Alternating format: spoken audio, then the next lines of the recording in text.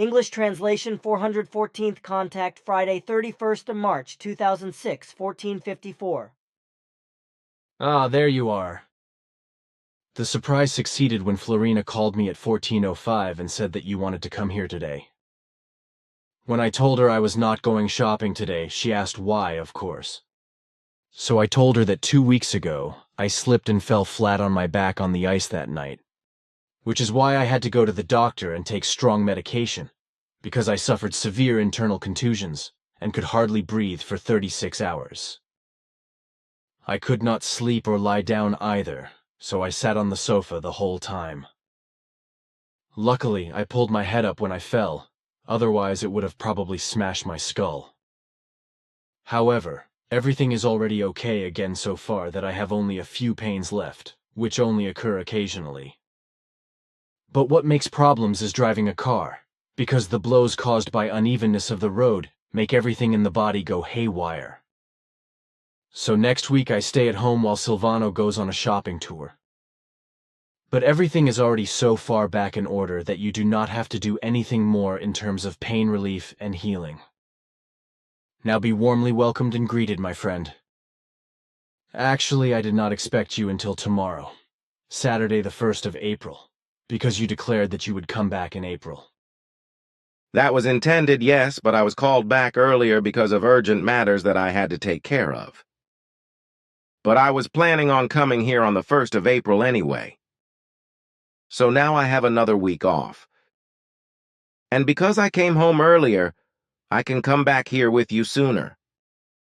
I would like to tell you in a private wise what happened at our meeting, where everyone who knows you personally was present. However, be greeted, dear friend. And do you really think that I do not have to do anything about your health anymore? No, there is no need. Really, there is not.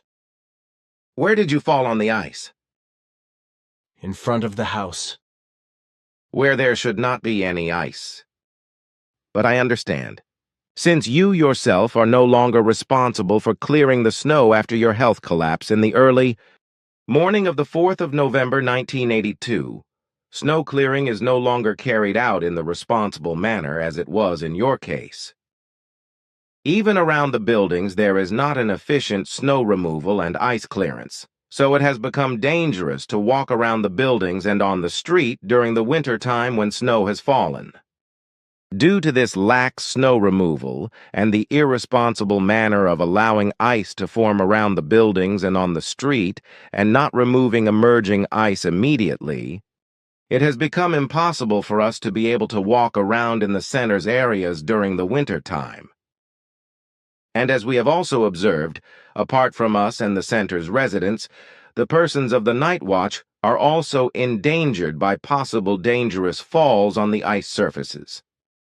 Those responsible for snow clearance should therefore think about something better in the future and make every effort to do their work properly and in such a manner that neither snow nor ice will cause any hindrance, which includes that mounding snow, ice, and snow surfaces are immediately cleared away when they occur.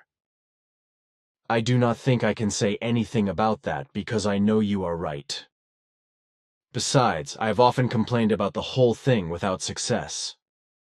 But first I have an important question, if you will allow me, in relation to what Sim Yase explained in 1975, that core group interested parties must not be told whether they have created a destiny since ancient times through their old personalities to participate in modern times as a member of the Figu core group. She stated at the time that this must be kept, at least for the initial period, after which, after a certain period of time, this clause will lapse. For my part, however, I no longer know exactly how long this period was actually scheduled, although I somehow arrive at 30 years. But look here, this is a letter that you should read first before you answer my question. And here I also have this article, of which I would like to know what you have to say about it. Reads the letter and the article? I want to edit the article with you, then give it to Bridget to read. In its present form, it does not correspond to what I have to say about the letter. But listen, your memory is good, because the clause actually ended on the 28th of January 2005. From that date on, interested parties may be told whether they are pending any of the clauses you mentioned, including with regard to membership of the core group. This, however, may only be done in accordance with the other provisions, which remain in force and which state that only after a considerable period of time and after a relevant study of the spiritual teaching, aka creation energy teaching, and all other necessary facts may a relevant explanation be given on a factual question concerning a provision of a membership. As was explained at that time by my daughter Simyase and also later by Quetzal, a period of 2 years applies here, during which an appropriate and serious study of the spiritual teaching and all other necessary facts is to be pursued. Only after this period shall a corresponding question concerning a provision relating to membership be dealt with. Of course, such an answer must always be based on the assumption that the board of directors responsible for these matters is oriented with regard to a corresponding provision. But this is only possible as long as you are alive and can obtain the necessary information via the memory banks or from us. There is no obligation to answer such a question regarding a provision for core group membership or passive membership. If you are no longer, then such questions regarding personal regulations automatically fall away. It should also be noted that if after 2 years of study, the question of a determination is raised by an interested person, then it is not the determination that is important, but only the personal interest and need and the very own will, whether one wishes to join the FIGU as a core group member, as a secondary core group member, or as a passive member. If the study, the interest and the need as well as the will is given, then there is the obligation that during the following 2 years, as often as possible, one has to appear and work in the center, whereby the first and third weekend and therefore, if possible, at least 1 monthly, twice-monthly work in the center is required. These 2 years represent a probationary period, through which it will be shown whether the person concerned is really interested and willing to become a member of the FIGU community of the core group and to assume all the necessary duties. If this is the case after the aforementioned period, then an application for core group membership can be made, on which the core group as a whole must then decide. If an admission is decided, which can only be provisional for the time being, but which includes all duties, then the member concerned must complete a 2-year probationary period. As explained with the exercise of all duties prescribed by the statutes and articles of association and by further core group resolutions, or will be given in the future.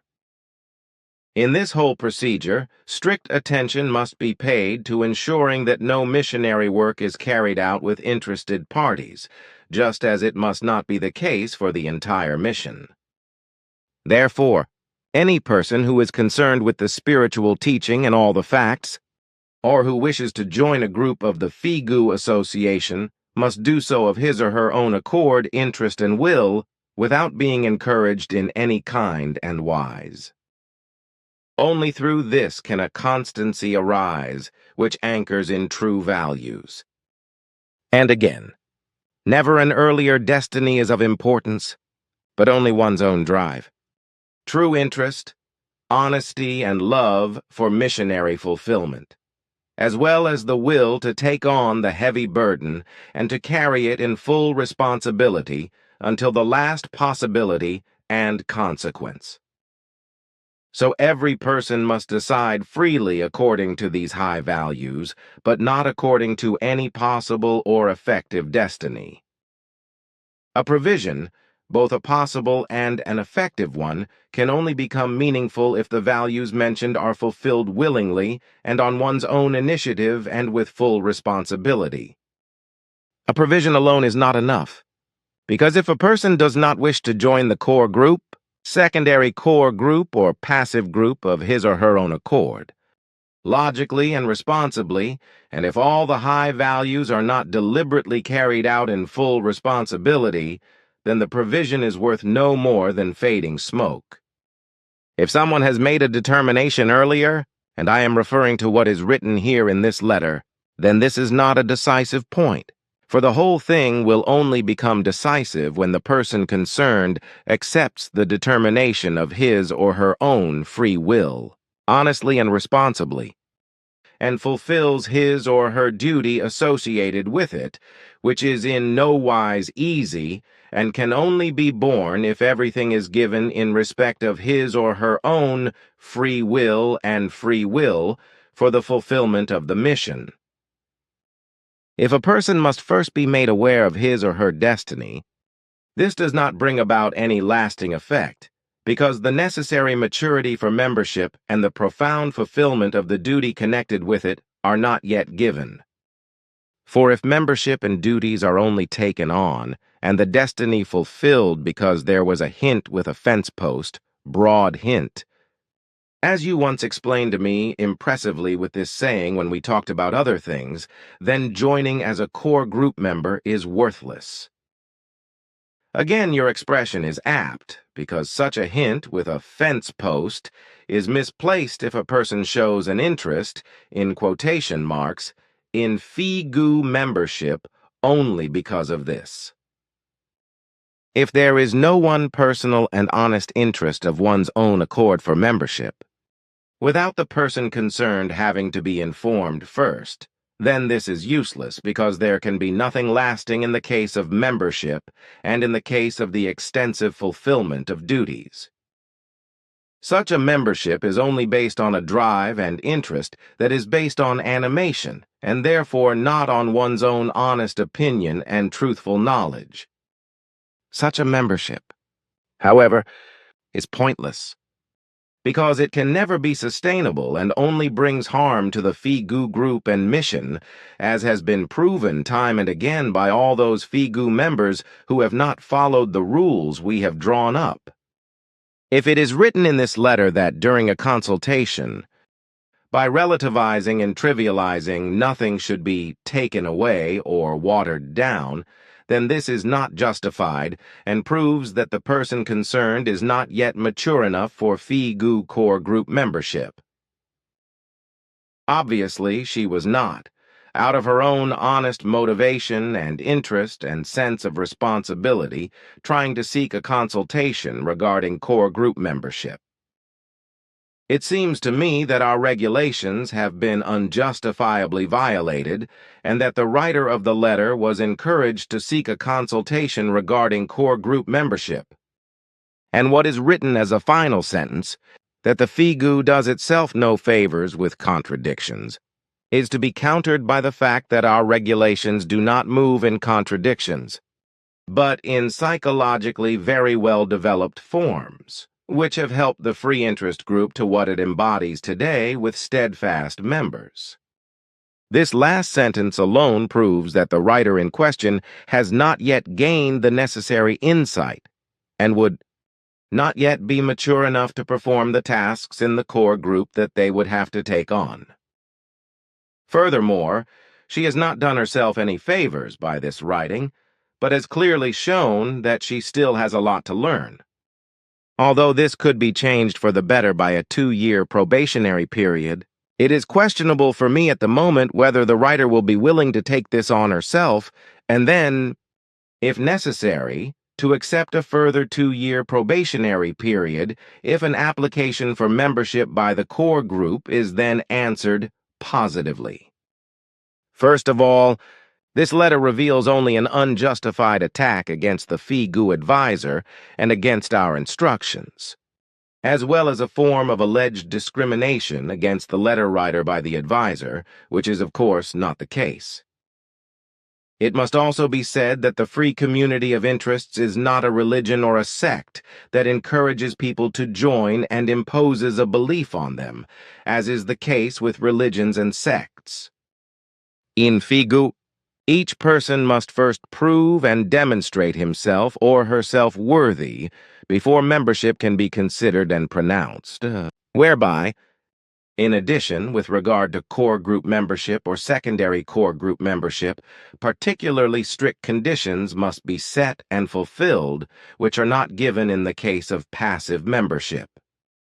And what I still want to explain, if up to now there has been a delay with regard to the missing 7 core group members, then this is solely due to the fact that these persons have not yet found the way to membership because they have not yet become aware of their responsibility and have not yet honestly found their interest in participating in the mission.